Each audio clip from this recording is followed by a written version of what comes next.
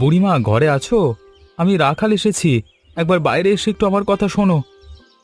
এই তোরে রাখাল, আমি ঘরের ভেতরেই আছি। তুই সকাল সকাল আমার এই ভাঙা ঘরে এসেছিস দেখে বড় ভালো লাগলো। বুড়িমা, তুমি আজকে কেমন আছো? ঘরের ভেতর কোনো কিছুর অভাব আছে কিনা তা জানতে আমি চলে এলাম। তুই যদি আমার পাশে না থাকতি, তবে এই বুড়ো বয়সে আমার যে কি অবস্থা হয়ে যেত তা ভাবলেই কান্না পায়। তুমি অমন করে আক্ষেপ করো না বুড়িমা। নিজের মনের ভেতর কোনো রকম চিন্তা এনো না। আমার নিজের পেটের ছেলে মেয়েরা তো কোনোদিনও এসে আমার একটা খোঁজ খবর পর্যন্ত নেয় না রে। এই একলা ভাঙা ঘরে আমি সারাটা দিন পড়ে থাকি। বুড়িমা, আমারও তো এই পৃথিবীতে তুমি ছাড়া আপন বলতে আর কেউ মানুষ অবশিষ্ট নেই। তুই খাঁটি মনের ছেলেরে রাখাল, বিপদের দিনে তুই আমার এই ভাঙা ঘরের দুয়ারে এসে দাঁড়িয়েছিস। যতদিন আমি এ পথে বেঁচে আছি আমি এক মনে তোমার সমস্ত খেয়াল রাখব। তুমি আর নিজের মনকে ছোট করবে না। কানাইবাবু, আমি গায়ের দক্ষিণ ধারের বড় ফাঁকা জমিটা নিয়ে একটা নতুন কথা বলতে এলাম। কিরে চন্দু, হঠাৎ কি এমন নতুন কথা মনে এলো? সবকিছু গুছিয়ে স্পষ্ট করে আমার সামনে বল। আমাদের ওই জমির পাশে একটা পুকুর তৈরি করা হলে কেমন হয় বলুন তো? সেখানে অনেক মাছ চাষ করা যাবে। চন্দু, তোর এই নতুন বুদ্ধিটা কিন্তু মোটেও মন্দ নয়। তবে পুকুর খনন করবার জন্য চারিদিকে ভালো জায়গা খুঁজতে হবে। কানাইবাবু, জায়গা তো আমাদের হাতের কাছে আছে। গ্রামের ওই রাখাল নামের ছেলেটার একটা বড় গাছ আমাদের সীমানা জায়গায় হিলে পড়ে রয়েছে। তাই নাকি? ওই বড় গাছটা আমাদের সীমানার ভেতর কিভাবে চলে এলো তা আমি খেয়াল করিনি তো। ওই গাছটা একেবারে কেটে ফেললেই আমাদের এই পুকুর খনন করবার কাজটা অনেক সহজ হয়ে যাবে। তাহলে আর বেশি দেরি করে লাভ নেই চান্তু। তুই হাট থেকে লোক ডেকে ওই পচা ওই গাছটা কাটবার একটা ভালো ব্যবস্থা কর। চল।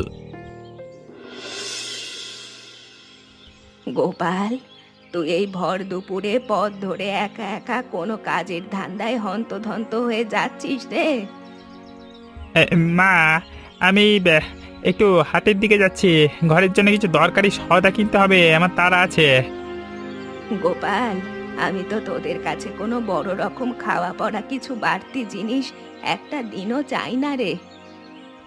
মা, এখন পথের মাঝে দাঁড়িয়ে অমন পুরনো কাসুন্দি ঘাঁটলে আমার হাটে যাওয়া দেরি হয়ে যাবে। তোরা তো অন্তত নিজের এই জন্মদাত্রী মায়ের একটুখানি খোঁজ খবর নিতে পারিস। এই বুড়ো বয়সে আমি বড় একা। এত কিছুর বাড়তি সময় আমাদের হাতে নেই মা। নিজেদের সংসার চালাতেই আমরা হিমশিম খাচ্ছি।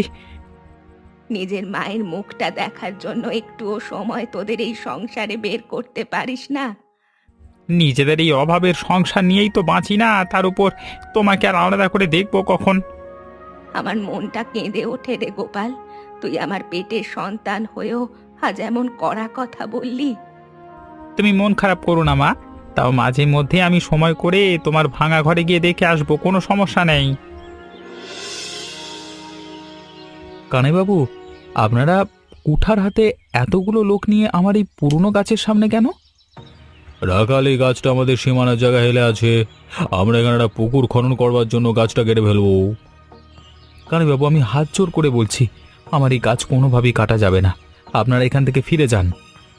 রাখাল, তুই অমন করে রেগে বাধা দিস নে। গাছটা আমাদের শান্তি মতো কাটতে দে। তোকে আমি এর বদলে অনেক ভালো পয়সা দেবো। কানাইবাবু, আমার অমন লোভের পয়সার কোনো দরকার নেই। এই গাছটা আমার পুরনো গাছ, এর সাথে আমার জীবনের অনেক স্মৃতি জড়িয়ে আছে। রাখাল, তুই একটা সামান্য গাছের জন্য এত বড় জিদ করিস না। পুকুরটা আমাদের গ্রামের জন্য জরুরি। আমি এই গাছ কোনোভাবেই কাটতে দেব না কানাইবাবু। আপনারা আর এক মুহূর্তে এখানে দাঁড়িয়ে না থেকে নিজেদের পথ ধরুন। তোর অহংকার কিন্তু মোটেও ভালো নয় রাখাল। আজকে তোকে আমি কিচ্ছু বললাম না। আমরা এখন চলে যাচ্ছি।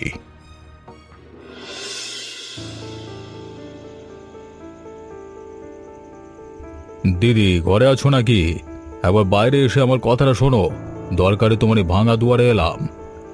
কানাই বাবু, তুমি এই মাঝ সন্ধ্যায় হঠাৎ আমার এই গরিবের ঘরে কেন এসেছো?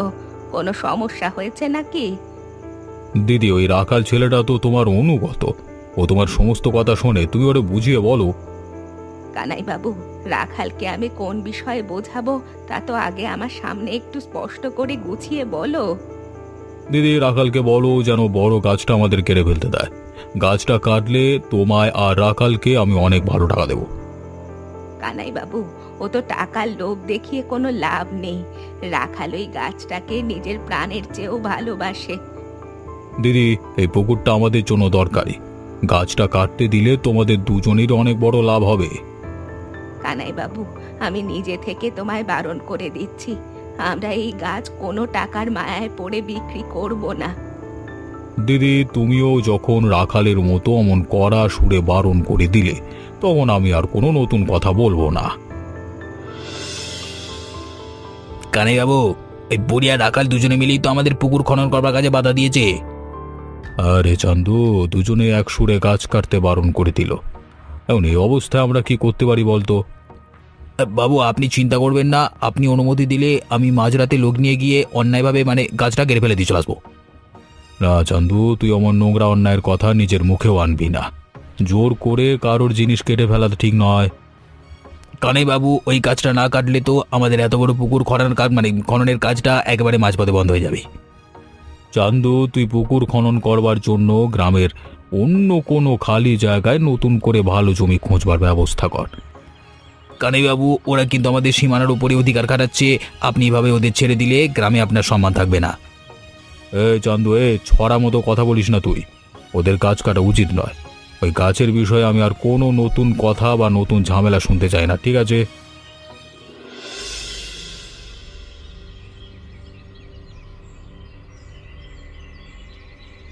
কানাইবাবু, আমি আপনার সাথে একটা জরুরি কথা আলাদা করে বলতে এখানে একলা চলে এলাম।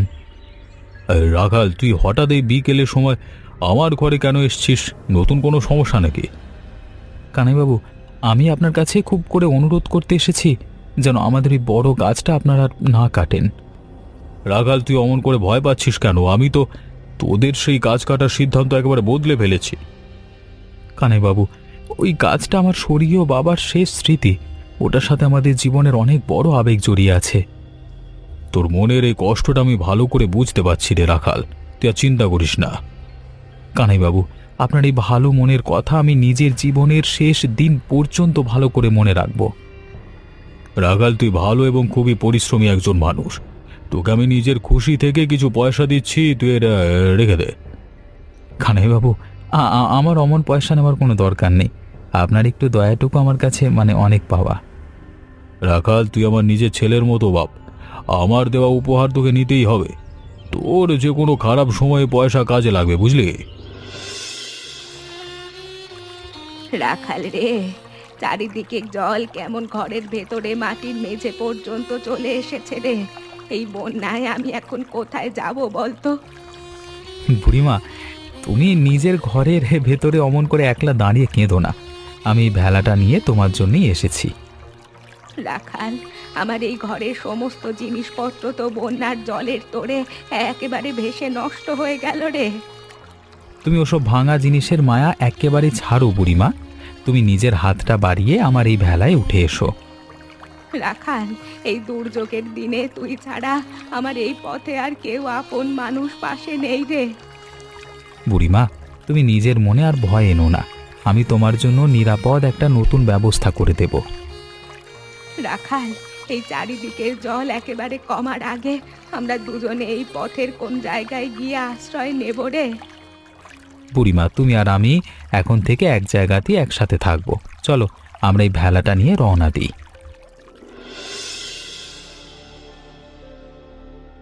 রাখাল রে, তুই এই গাছের ওপরে এত সুন্দর একটা ঘর কিভাবে বানালি তা ভেবে আমি অবাক হচ্ছি। বুড়িমা, এই দুর্যোগের রাতে চারিদিকের বন্যার হাত থেকে বাঁচতে এর চেয়ে নিরাপদ কোনো ভালো জায়গা আর আমাদের পথে ছিল না। রাখাল, তোর এই বুদ্ধি দেখে আমার মনটা আজ ভালো হয়ে গেল রে। তুই আমার অনেক বড় উপকার করলি। বুড়িমা, তুমি এখন একটু নিচের গায়ের দিকে তাকিয়ে দেখো। গ্রামের সমস্ত মানুষের ঘরের ভেতর থেকে জল ঢুকে গিয়েছে। হ্যাঁ রে রাখাল, কেউই এখন নিজের ঘর থেকে বাইরে বের হতে পারছে না। সবার ঘরেই এখন খাবারের মস্ত অভাব। বুড়িমা, এই বিপদের দিনে গ্রামের এতগুলো মানুষ না খেয়ে কষ্ট পাবে, এটা তো কোনোভাবে সহ্য করা যায় না। রাখাল, আমাদের তো নিজেদের সামর্থ্য কম। এই অবস্থায় আমরা দুজনে মিলে গায়ের লোকেদের জন্য কী বা করতে পারি বল? বুড়িমা, কানাইবাবু আমাকে ভালো কিছু টাকা দিয়েছিলেন, চলো আমরা দুজনে মিলে সেই টাকা নিয়ে বড় বাজারে চলে যাই। রাখাল, তুই খাঁটি কথা বলেছিস রে। আমরা বাজার থেকে সমস্ত চাল ডাল কিনে এনে নিজেদের এই গাছের ঘরে রান্না করে সবাইকে খাওয়াবো।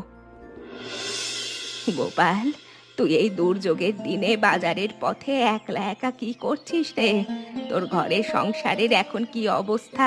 আমায় একটু গুছিয়ে বল তো। মা, আমাদের ঘরের অবস্থা ভালো নয়। এই অতিরিক্ত অনবরত বর্ষার দিনে কত দিন ধরে আমরা নিজের ঘরে বসে শুধু সামান্য নুন আর সাদা ভাত খেয়ে দিন কাটাচ্ছি। গোপাল, তোর মুখে এমন কষ্টের কথা শুনে আমার নিজের জন্মদাত্রী মায়ের মনটা আকুল আর ব্যাকুল হয়ে উঠেছে রে। তুই নিজের মনে আর চিন্তা করিস না। মা, হাটের ভেতর আজকে কোনো জিনিসপত্রের দাম আমাদের এই গরিবের হাতে নাগালে একদম নেই গো। সামান্য 1 ছটাক চাল কিনবার মতো বাড়তি পয়সা আমার পকেটে অবশিষ্ট নেই। গোপাল, তুই আর এক মুহূর্ত নিজের মনের ভেতর এমন কষ্ট আনিস না। তুই এখন নিজের ঘরের দিকে সোজা পথ ধরে চলে যা। নিজের শরীরের খেয়াল রাখিস। মা, তোমরা এই ভারী চটের থলেতে এসব নতুন বাজার কোথায় কিনে নিয়ে আসছো? তোমাদের মতো গরিব মানুষের কাছে এত পয়সা হঠাৎ কোথা থেকে এলো? ও সব টাকা পয়সার কথা এখন থাক রে গোপাল। ওটা নিয়ে তোকে এক মনেও ভাবতে হবে না। তুই নিজের ঘরের ভেতর শান্তিতে থাকিস। আমি সময় মতো তোর জন্য ভালো গরম খাবার নিয়ে আসবো।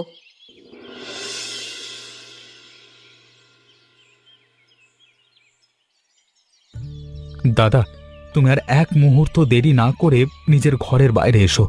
বুড়িমা তোমার জন্য এই তাজা কলার পাতায় গরম গরম লুচি আর সুস্বাদু মাংস পাঠিয়েছে। রাকাল, তোমরা এই চারিদিকের অভাবের দিনে এত সব দামি লুচি আর খাসির মাংস রান্না করবার মতো এই টাকা পয়সা কোত্থেকে পেলে? মানুষের কাছ থেকে পেলো নাকি? দাদা, ধনাঢ্য কানাইবাবু আমাদের এই বিপদের দিনে অনেক ভালো টাকা দিয়ে নিজে থেকে সাহায্য করেছেন। এই বিশেষ কারণে আমরা গ্রামের সব অভাবী মানুষকে মন ভরে খাওয়াতে পারছি। গোপাল রে, তুই আর এক মুহূর্ত বাইরে দাঁড়িয়ে না থেকে এই গরম পুষ্টিকর খাবারটা নিজের ঘরের ভেতর সাবিত্রীর কাছে নিয়ে যা। বৌমা নিজের মনের ভেতর খুশি হবে রে। মা, আমি তোমার এই ভালো মুখের দিকে আজকে অপরাধের মায়ায় তাকাতে পারছি না। আমার নিজের মনের ভেতর লজ্জার অনুশোচনা হচ্ছে। দেখো দাদা, তুমি তোমার নিজের জন্মদাত্রী মাকে কষ্টের দিনে একটু দেখতে না, ঘরের দাওয়া একটু জায়গা দিতে না, অথচ তোমার মা কিন্তু তোমার কষ্টের কথা শুনে ঠিকই খাবার নিয়ে এসেছে।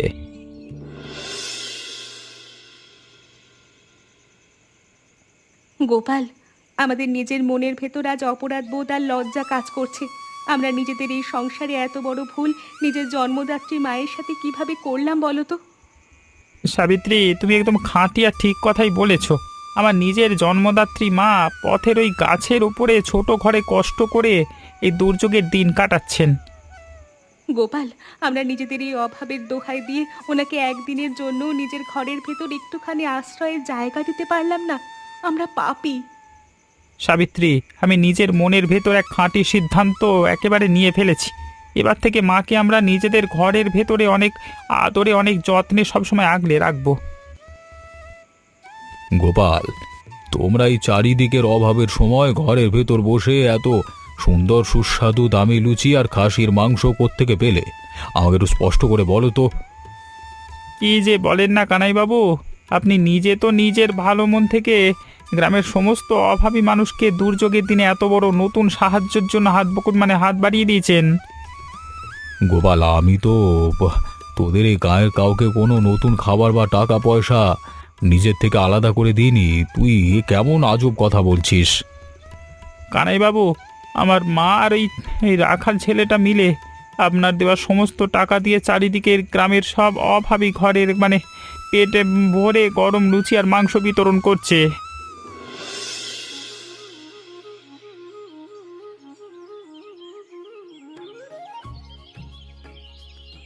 রাখাল, তুই ঘরের ভেতর আছিস নাকি রে? একবার নিচের উঠানের দিকে তাকিয়ে দেখ, আমি কানাই বাবু তোরই দুয়ারে এসছি। কানাইবাবু, আপনি দুর্যোগের দিনে এত দূর হেঁটে আমার এই গাছের নিচে কষ্ট করে কেন এসেছেন? কোনো দরকার আছে কি? রাখাল, তোর এই গাছের উপর এত সুন্দর একটা ঘর বানিয়েছিস দেখে আমার নিজের চোখ দুটো একেবারে জুড়িয়ে গেল রে। কানাই বাবু, আপনার এক মুহূর্ত নিচে দাঁড়িয়ে না থেকে এই মইবে আমাদের এই ছোট ঘরের ভেতর চলে আসুন, কথা হবে। কানাই বাবু, তুমি আমাদের এই ছোট ঘরের ভেতর এসেছো দেখে খুশি হলাম। তুমি এই কাঠের পেঁড়িতে শান্ত হয়ে বসো। দিদি, তোমরা এই দুর্যোগের দিনে গ্রামের সব অভাবী মানুষের ঘরে ঘরে এত সুন্দর গরম খাবার বিলিয়েছো শুনে দেখতে এলাম। কানাই বাবু, তুমি নিজের ভালো মন থেকে রাখালকে যে সাহায্য করেছিলে, আমরা তা কেবল সেই টাকাই ভালো কাজে লাগিয়েছি রে। চান্দু, তুই আর এক মুহূর্ত হাত গুটিয়ে দাঁড়িয়ে না করে এবারে হাটের বড় বাজার থেকে প্রচুর চাল আর ডাল আটা কিনে নিয়ে যা। কানাইবাবু, বাজারে হঠাৎ করা কাজ জন্য করা হচ্ছে, আমাদের ঘরের ভেতর তো কোনো জিনিসের কমতি নেই। চান্দু, তুই এ সমস্ত নতুন বাজার সাবধানে নিয়ে ওই পথের কাছের বাড়িতে একবারে ভালো করে পৌঁছে দিবি, ঠিক আছে? কানাইবাবু, আপনি টাকা পয়সা দামি বাজার তো ওই বুড়ি আর রাখাল ছেলেটা একবারে মিলেমিশে মেরে দেবে। চান্দু, তুই নিজের নোংরা মুখটা বন্ধ কর। অমন খাঁটি ভালো মানুষদের নামে আর নোংরা অপবাদ নিজের মুখে আনবি না। কানাইবাবু, আমি তো আপনার ভালো মন্দের কথা ভেবেই করা কথাটা নিজের মুখ থেকে আলাদা করে বললাম, আমার কোনো দোষ নেই। চান্দু, এই পুরো বর্ষার দিনে বুড়ি আর রাখাল যেন গ্রামের সব অভাবী মানুষকে মন ভরে লুচি আর মাংস রেঁধে খাওয়াতে পারে। কানাইবাবু, আপনি যখন নিজের মুখে এমন আদেশ দিলেন, তখন আমি আর কোনো নতুন কথা মুখ থেকে বলবো না।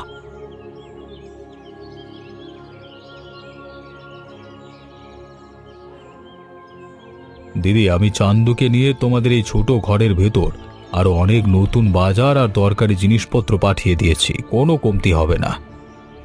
কানাই বাবু, তুমি আমাদের এই ছোট ছেলের ঘরের জন্য এত উপহার পাঠিয়েছো দেখে নিজের মনের ভেতর আনন্দ হচ্ছে। অনেক মঙ্গল হোক। দিদি, আমি তোমায় এক বড় আদেশ দিচ্ছি। এই পুরো বর্ষার দিনে তোমরা দুজনে মিলে গ্রামের সব মানুষকে পেট ভরে গরম খাবার খাওয়াবে। কানাইবাবু, আপনার এই ভালো কাজের জন্য গ্রামের কোনো মানুষ আর এই দুর্যোগের দিনে এক বেলাও না খেয়ে থাকবে না। রাখাল, তোরা যে এত বড় নিঃস্বার্থ কাজ এক মনে করছিস, তার জন্য আমার নিজের মনের ভেতর গর্ব হচ্ছে। তুই আমার ভালো ছেলে রে ভাই। কানাই বাবু, তোমার এই উপকারের কথা আমরা নিজেদের জীবনের শেষ দিন পর্যন্ত ভালো করে মনে রাখবো। তুমি অনেক দীর্ঘজীবী হও। কানাইবাবু, আপনার এই মহানুভবতার সামনে দাঁড়িয়ে আমি মাথা নত করে নিজের মনের গভীর থেকে কৃতজ্ঞতা জানাচ্ছি। আপনার দয়া আমি ভুলব না।